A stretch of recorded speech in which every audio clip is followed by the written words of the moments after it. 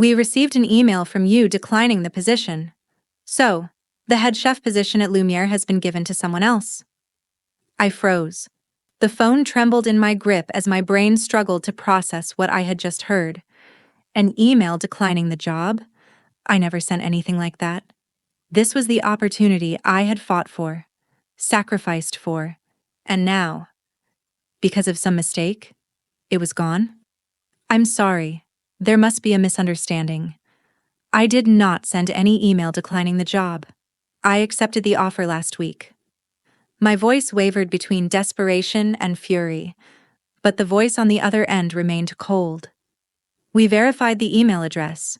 If there's an issue, perhaps you should check with your family. Family? A chill ran down my spine as realization struck me like a hammer. Jackson. Growing up, I learned an important lesson. Never trust Jackson. My name is Daniel Carter, and I am a chef who has spent the last 15 years climbing my way up in the brutal world of fine dining. I didn't come from wealth or privilege. I had only two things: a passion for food and an unbreakable will. I started from the bottom, scrubbing dishes, peeling vegetables, mopping floors. Every night I watched, learned, and practiced. When others clocked out, I stayed behind to experiment. When they partied, I worked double shifts. And finally, after years of relentless effort, I received the offer of a lifetime: head chef at Lumiere, one of the most prestigious Michelin-starred restaurants in New York. It was my dream come true. But I wasn't just a chef, I was also a single father. My daughter Emma was the reason I pushed through every hardship. Her mother walked out when she was 2, and from that moment on, I was all she had. We had been through everything together. Late nights when I came home exhausted, Emma would be sitting on the couch, drawing pictures of me wearing a chef's hat. On days when I felt like giving up, she would hug me tight and whisper, "Daddy, you're the best chef in the world." Her words were my strength. When I got the job at Lumiere, I thought things were finally turning around. I could give Emma a better life, a real home, a future.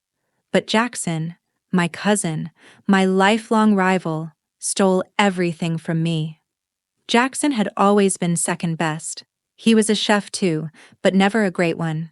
He hopped from restaurant to restaurant, never staying long because of his incompetence. He had resented me for as long as I could remember. When I got into culinary school, he mocked me. When I landed a job at a 5-star restaurant, he scoffed. And when I told him about Lumiere, he simply nodded. I should have known something was wrong, but I made the mistake of trusting family.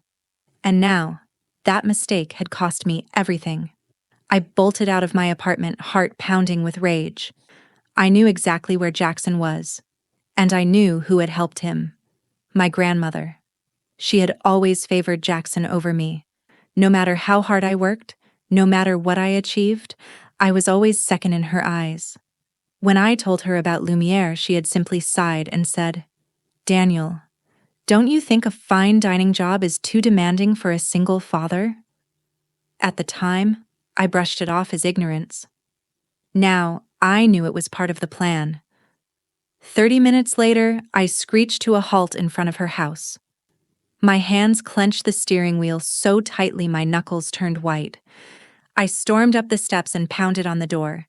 Seconds later, the door swung open, and standing there, looking completely unbothered, was Jackson. He smirked. "Hey, Daniel, you look stressed." My hands curled into fists, fury boiling inside me. "What did you do?" Jackson shrugged, feigning innocence. "I just took an opportunity.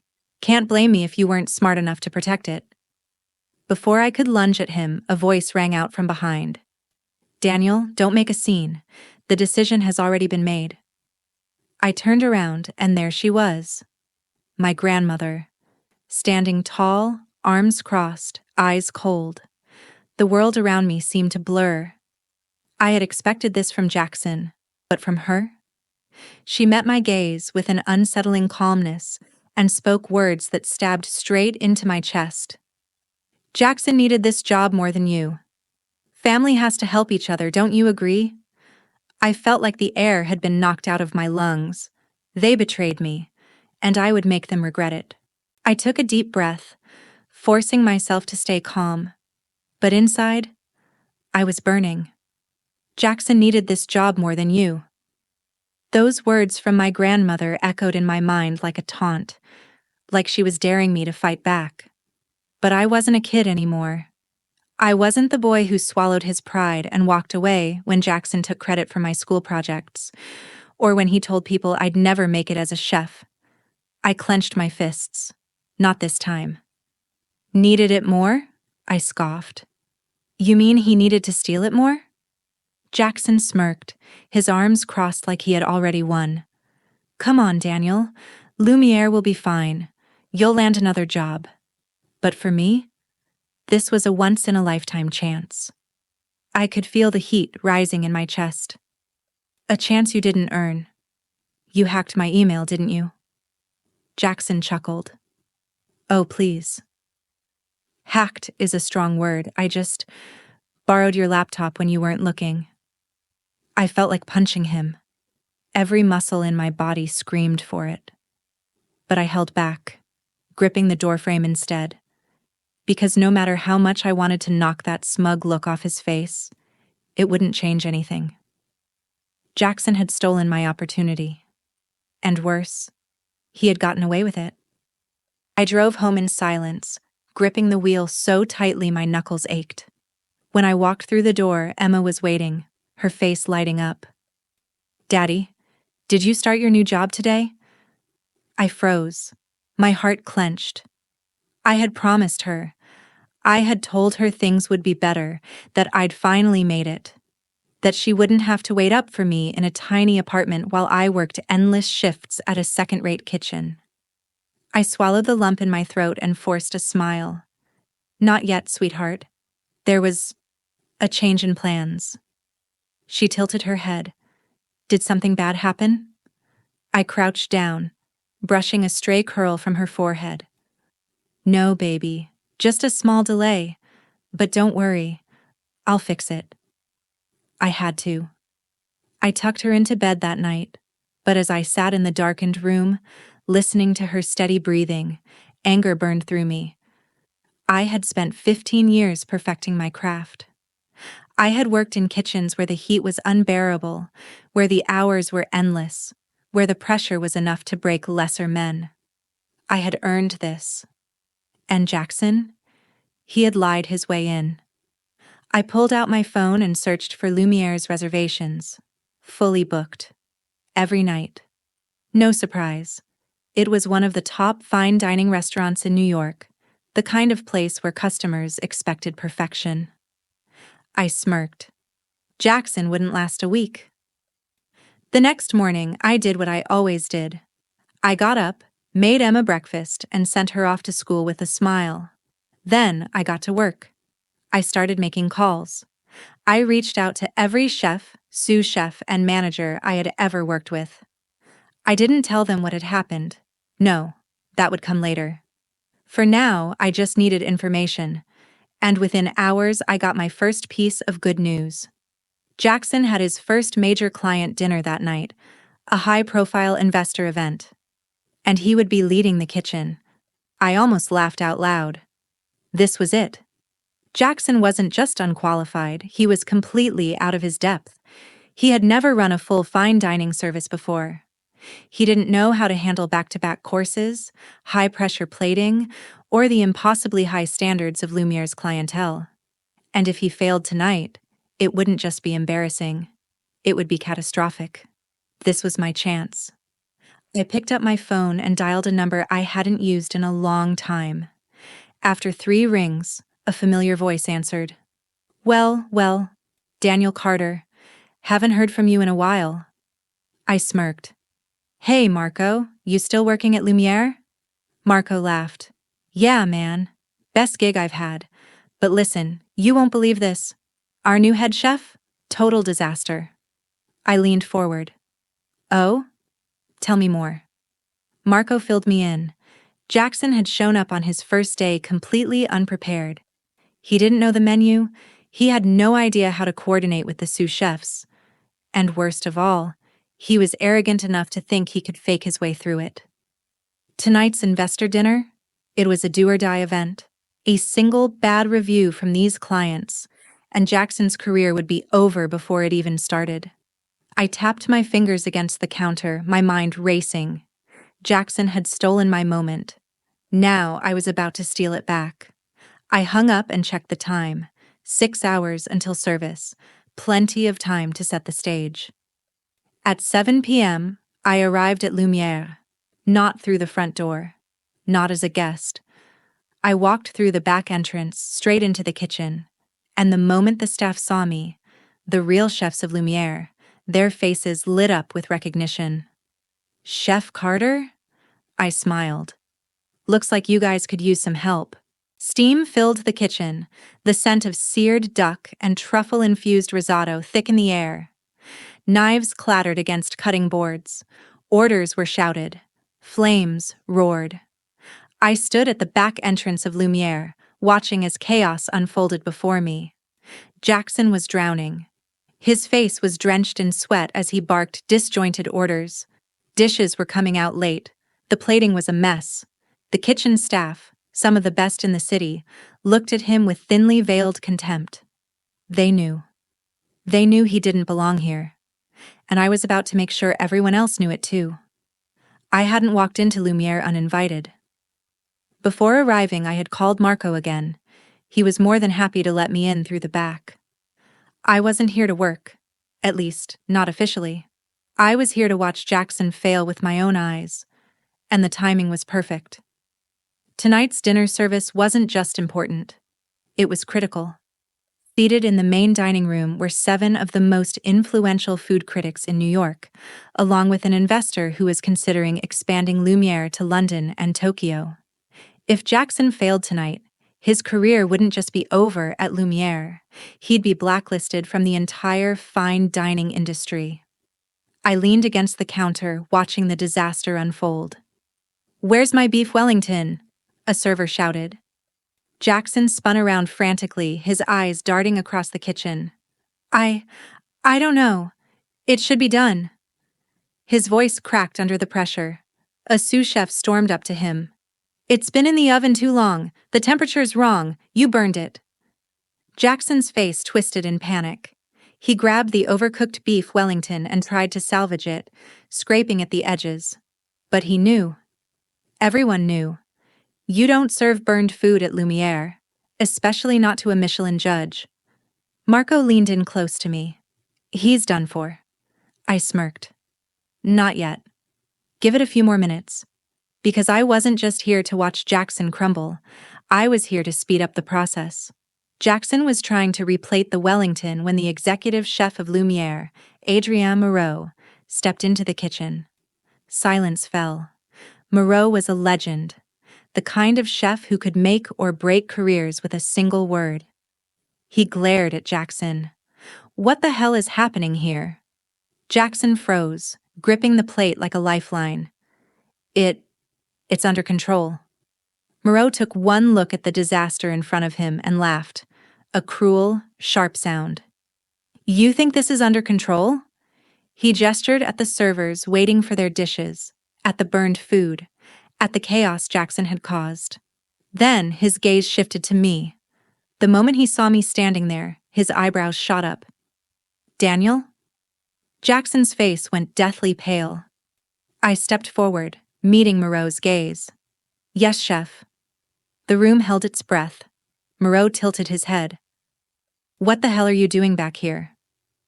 I let my eyes flick toward Jackson, who looked like he wanted to disappear.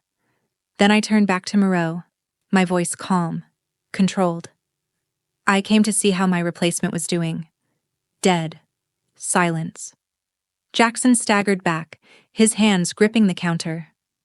Moreau's eyes narrowed. "Replacement?" Marco spoke up from behind me. "Chef, Jackson told us he was the first choice for the job. Said Daniel didn't want it." Moreau's jaw tightened. "Oh, did he now?" I folded my arms. "He hacked my email and sent a fake resignation." Moreau's entire demeanor changed. His gaze snapped back to Jackson, and just like that, the final thread holding Jackson together snapped. No, it's not what it looks like," Jackson stammered, his voice shaking. I can explain." Moreau cut him off with a single raised hand. This is the biggest disgrace I've ever seen." His voice was low, deadly. Jackson flinched. "You stole another chef's position," Moreau continued, "and you can't even handle a dinner service?" Jackson's chest rose and fell rapidly. He was trapped. Moreau turned to the sous chefs. "Who's actually running this kitchen right now?" Marco and the others pointed at each other. Moreau shook his head. "Unbelievable." Then he looked at me again. A moment of silence stretched between us. Then he smirked. "Well, Carter, since you're already here, how about you show us how it's done?" Jackson let out a strangled sound. "No, he doesn't work here anymore." Moreau gave him a bored look. "And neither do you." Jackson's entire body stiffened. You can't fire me." Moreau's smirk disappeared. His next words were lethal. "Oh, I'm not just firing you. I'm making sure you never set foot in a fine dining kitchen in this city again." Jackson's breath hitched. "Please."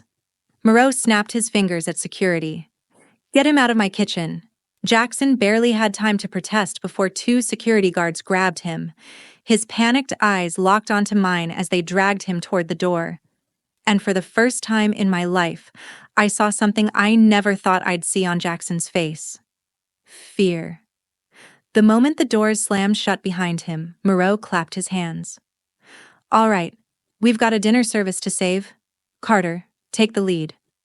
I nodded, rolling up my sleeves. It was time to show them how a real chef worked. Comment the number 1 if you want to see how I turn this disaster into my greatest victory. I stepped into the center of the kitchen, rolling up my sleeves. The scent of burnt food still lingered, but I was about to change that. "All right," I called out, my voice cutting through the chaos. "We have 20 minutes to turn this around. Let's move." The kitchen staff, exhausted and frustrated after Jackson's disastrous leadership, hesitated. But then, Marco, one of the senior sous chefs, grinned. "You heard the man," he said. "Let's cook." And just like that, Lumiere's kitchen roared back to life. I moved fast. Every dish Jackson had ruined, I replaced it.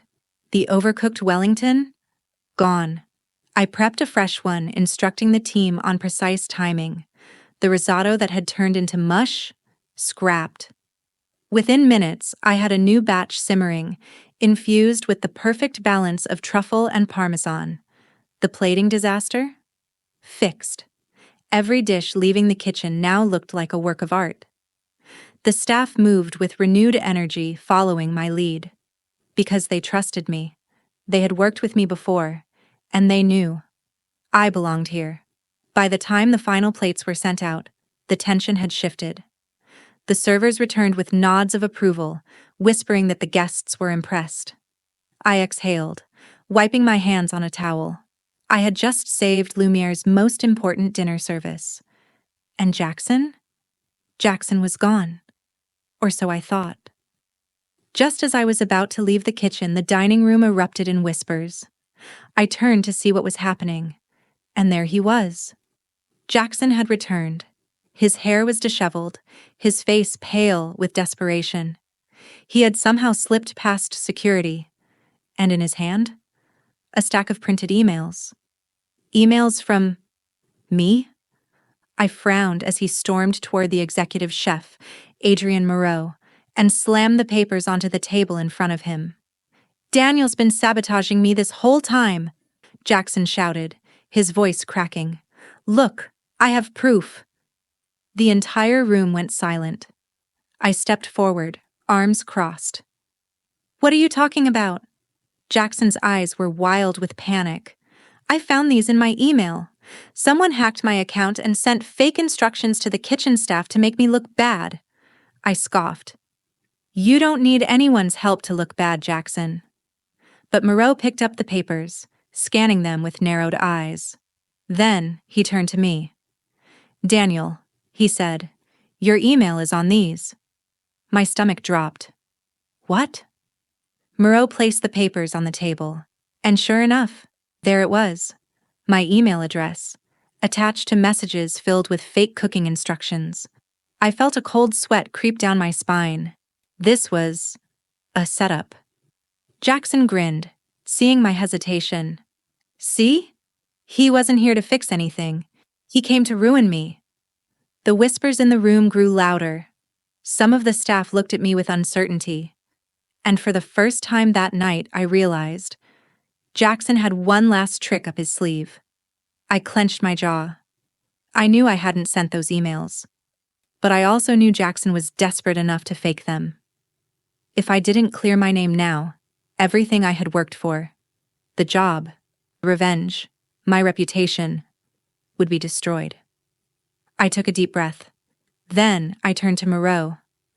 Check the timestamps, I said. Moreau raised an eyebrow. Jackson stiffened. Go ahead, I continued. Check when these emails were sent. Moreau motioned for one of the managers to pull up the email logs. It only took a few seconds before the truth hit. The fake emails? Sent 2 hours ago. While I was already in the kitchen, fixing Jackson's disaster. The realization spread across Moreau's face. He slowly turned to Jackson. You forged these. Jackson took a step back, shaking his head. No, I didn't. Moreau held up the papers. These weren't sent before dinner service. They were sent when Daniel was already working. There's no way he could have done this. Jackson's face crumbled. Moreau's voice turned ice cold. You tried to frame Daniel after you already stole his job? Jackson stammered. I just... Moreau didn't let him finish. He turned to the restaurant's head of security. Call every restaurant owner in this city. Jackson Carter is officially blacklisted. Jackson's breath hitched. Wait, no. Moreau ignored him. And get legal involved. Falsifying emails to sabotage a fine dining establishment? That's fraud.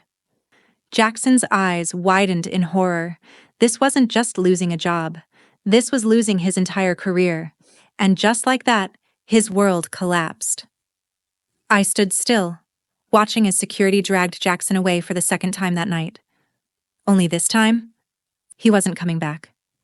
Moreau sighed, rubbing his temples. Then he turned to me.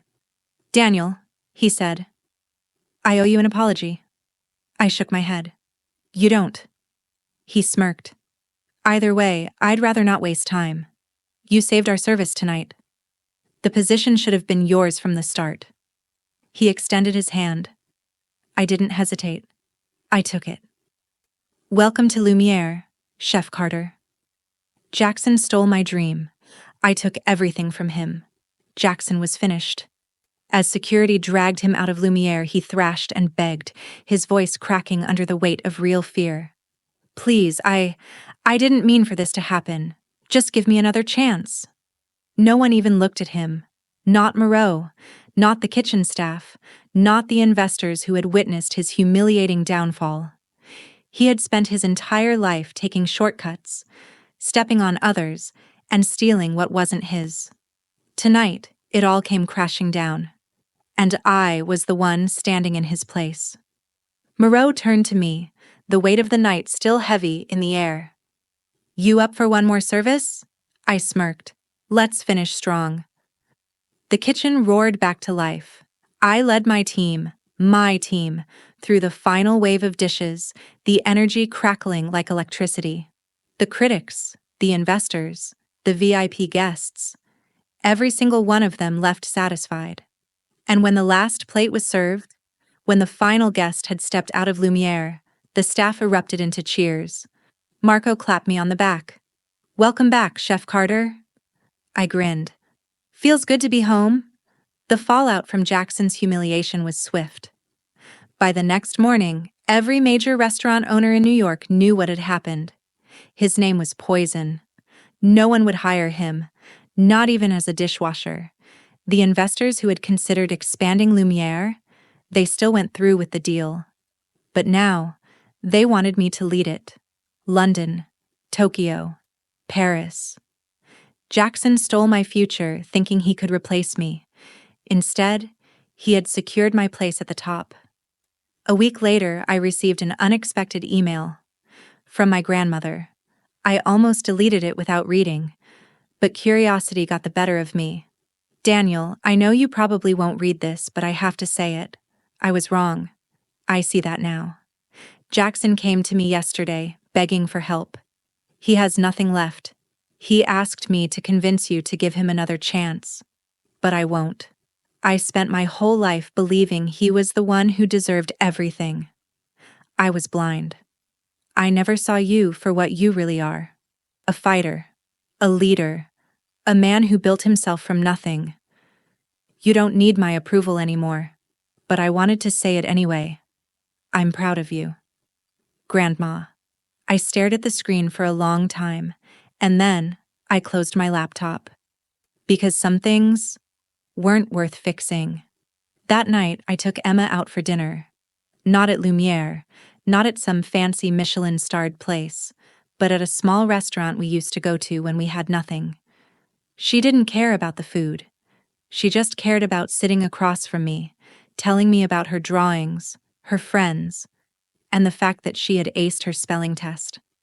I reached across the table and squeezed her little hand. "We did it, kid," I said. She tilted her head. "Did what?" I smiled. "Everything." Jackson thought he could steal my future. But in the end, I took everything from him instead. That's the thing about revenge. When served cold, it's unforgettable. Comment the number 1 if you think Jackson got exactly what he deserved. And don't forget to like, share, and subscribe for more insane stories like this.